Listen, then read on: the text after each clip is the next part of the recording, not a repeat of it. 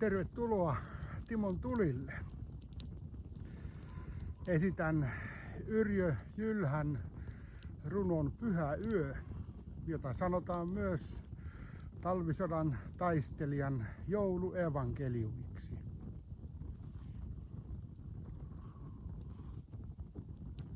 Menee näin. Oli muuan Jooseppi, kirvesmies. Oli siellä missä me muutkin. Jäi hältä vaimo ja kotilies. Jo vieri viikot ja kuutkin. Hän harvoin kirjoitti Marjalleen. Ja harvoin kirjeitä saikin. Mut jouluaaton kun ehtooseen tuli säästi joukkomme harvenneen, niin kuulla saimme me kaikin.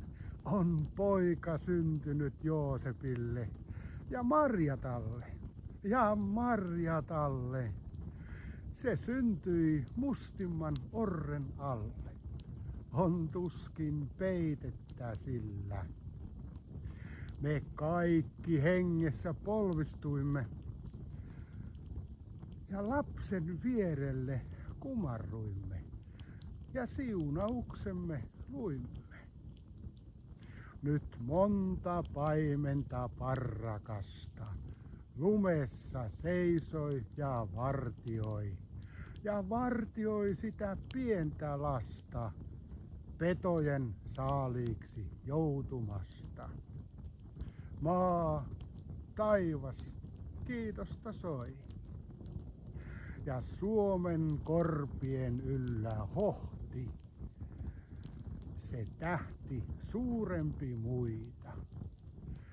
Me kaikki käännymme sitä kohti ja meidät kaikki se kotiin johti. Se tähti suurempi muita.